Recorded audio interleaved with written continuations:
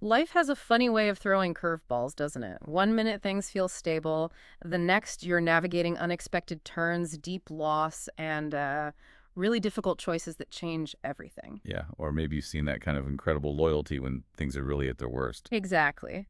Today, we're doing a deep dive into Ruth chapter 1. It's a short chapter in ancient text that, wow, it packs all of that into just 22 verses. That's right.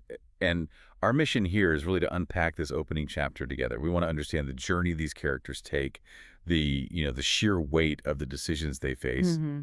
and also the surprising truths about human connection, resilience.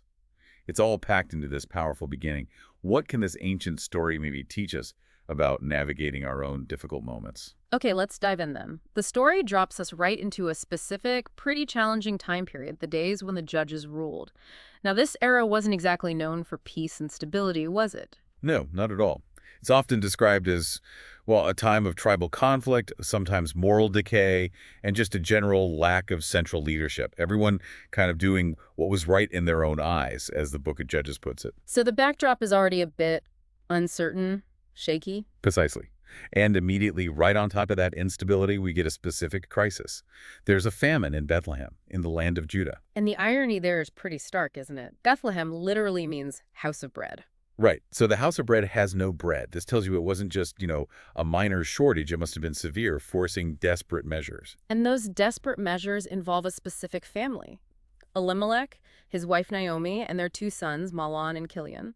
The text tells us they're Ephrathites from Bethlehem.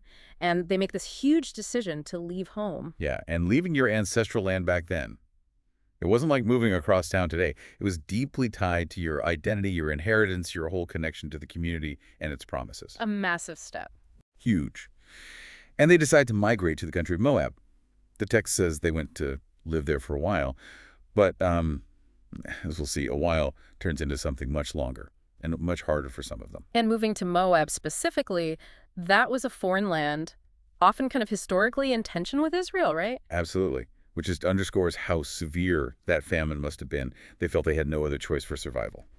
Okay, so they get to Moab, hoping for maybe just a temporary refuge, a place to live for a while. But then, well, then the tragedy starts to pile up, and it seems to happen pretty quickly. It does. First, Elimelech, Naomi's husband, dies.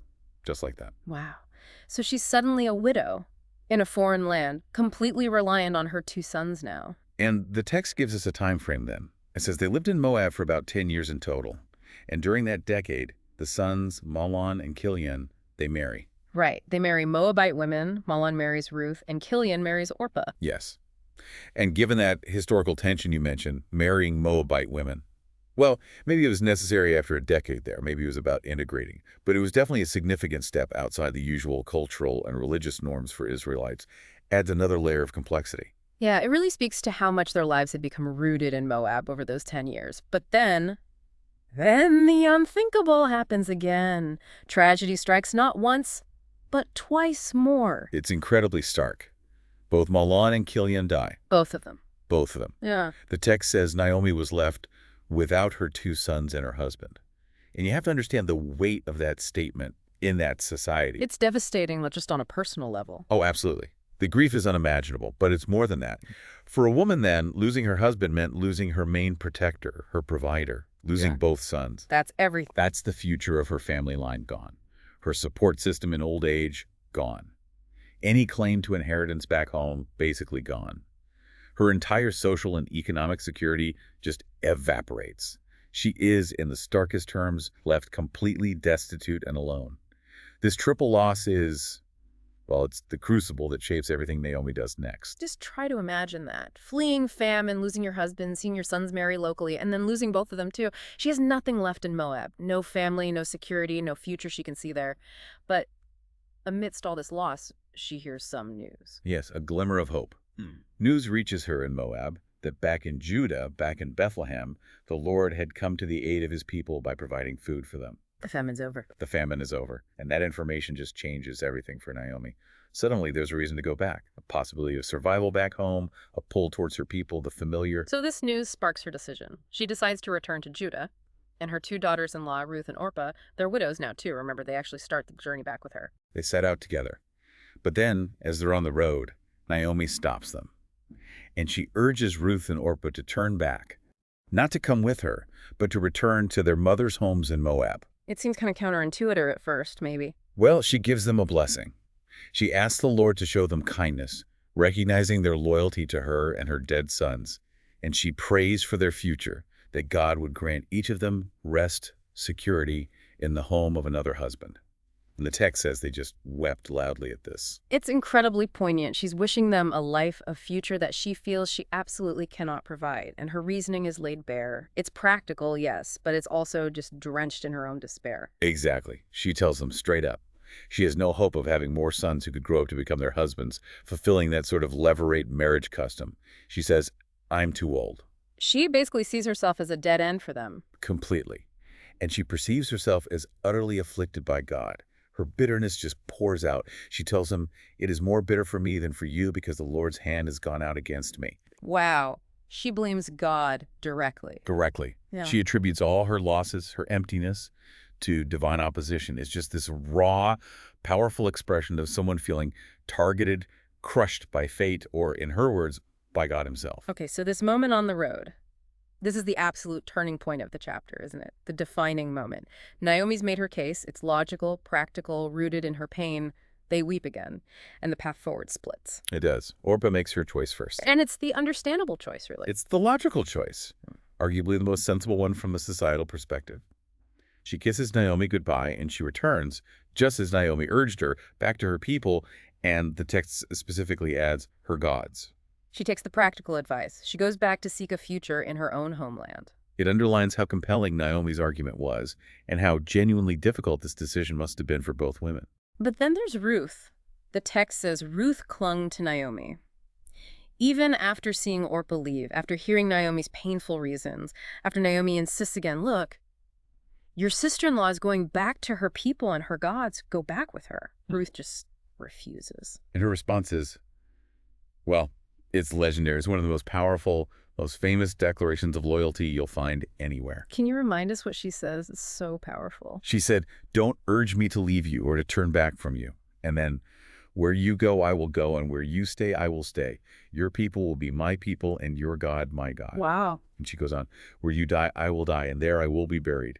May the Lord deal with me, be it ever so severely, if anything but death separates you and me. It's breathtaking, really. This is so much more than just sticking by your mother-in-law out of familial duty. Oh, far more.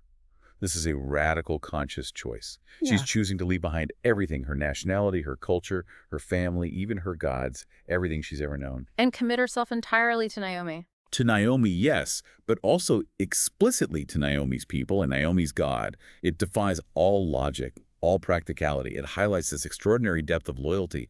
And maybe, just maybe, a spark of newfound faith is igniting there too. It's just astonishing, a complete self-uprooting, driven by this unwavering bond and, as she states, this commitment to Naomi's God. And the text tells us that when Naomi realized that Ruth was determined to go with her, she just stopped urging her. Yeah, there was no arguing with that kind of resolve. The decision was made. Orpah goes home. Ruth binds her life, her future, her everything to Naomi's. So the journey continues, but now it's just the two of them. Just the two women. And the narrative makes a point of identifying Ruth again as they travel and arrive. Naomi returned, accompanied by Ruth the Moabitess, her daughter-in-law. The text keeps reminding the reader, and anticipates reminding the people of Bethlehem, that a foreigner, specifically a Moabitess, is now tied to Naomi's fate. And when these two women finally arrive back in Bethlehem, after all those years, after the famine forced them out, after all the news of the tragedies in Moab must have trickled back, the whole town is stirred up. Yeah, there's a commotion. The women who knew Naomi before, they exclaim in surprise, "Can this be Naomi?" Which suggests she must have looked different, changed. Absolutely. Changed by grief, by hardship, by the years, perhaps older, thinner, maybe just carrying the immense weight of her losses visibly. Her appearance or her circumstances, or both, must have been starkly different from the Naomi they remembered leaving, maybe a decade or more earlier. And Naomi's response to their recognition, it just cuts right to the heart of her state of mind. It's so raw. It really is. She tells them, don't call me Naomi. Remember, Naomi means pleasant or my delight. She says, instead call me Mara. Which means bitter. Bitter. And she doesn't hold back explaining why. She doubles down on that feeling of divine affliction, making it totally public to her former neighbors. What does she say exactly? She says, The Almighty has made my life very bitter. I went away full, but the Lord has brought me back empty. Why? Call me Naomi. The Lord has afflicted me. The Almighty has brought misfortune upon me. Wow. She sees her return not as a relief, not as a homecoming, but as just confirmation that God's hand is against her, that he stripped her bare. It's an unfiltered cry from someone in deep, deep anguish, utterly convinced of divine judgment. She left full husband, 2 sons, and she sees herself returning empty. It's fascinating because, Even though Ruth is right there. exactly, even though she's accompanied by Ruth, who's just pledged her entire life to her, Naomi's grief and sense of loss are so overwhelming, so totalizing in that moment, that she cannot see anything but emptiness and bitterness brought on, she believes, by God. And the text subtly reminds us again, right then. She arrived back, accompanied by Ruth the Moabite as her daughter-in-law, highlighting this loyal companion, just as Naomi declares herself completely empty. That contrast is stark, and there's one final detail the text gives us about their arrival, the timing. Yes, they arrive as the barley harvest was beginning. It seems like such a small note, but it feels significant, doesn't it? Oh, absolutely. They return to the house of bread. At the very moment, bread, sustenance, is becoming plentiful again. It's this symbolic return from famine to provision. It closes the loop on why they left in the first place. And it hints, maybe, just maybe, at the possibility of future life, future sustenance. Even though Naomi herself feels only bitterness and emptiness right now. Exactly. It sets this stage of potential provision right against the backdrop of Naomi's deep personal bitterness and profound loss.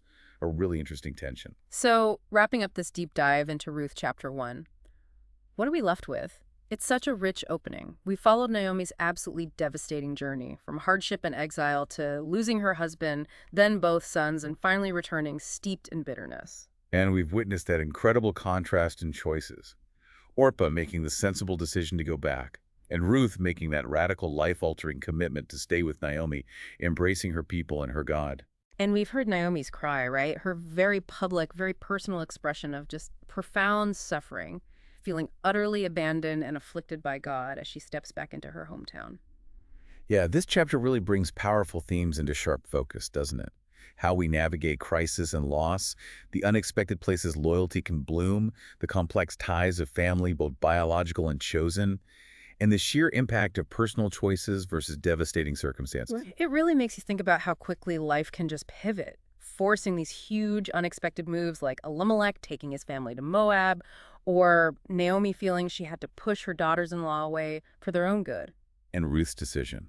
What compels that kind of radical commitment? Leaving everything behind purely out of loyalty and maybe this budding faith, it's profoundly countercultural then and now. It really is. And maybe the most striking thing chapter 1 leaves you, the listener, with is that tension we just touched on. Naomi arrives declaring herself bitter, empty, afflicted by the Almighty. Right. Blaming God for bringing her back empty. Yet the text just told us the whole reason she came back was because she heard the Lord had come to the aid of his people in Judah by providing food for them. The famine ending was framed as God's action. So how do we hold those two things together? Exactly. How do we reconcile Naomi's intensely personal, valid experience of divine abandonment and misfortune with the narrator's statement of God's gracious provision for the community, the very provision that, ironically, made her return possible? It really raises a deep question, doesn't it? About perspective. It does. About how we perceive and interpret divine action, or maybe just the random events of life when we're drowning in personal tragedy versus when we're looking at the bigger picture or a collective blessing. It's that complex interplay between individual suffering and the wider story that's unfolding. Something to really chew on just from this first chapter.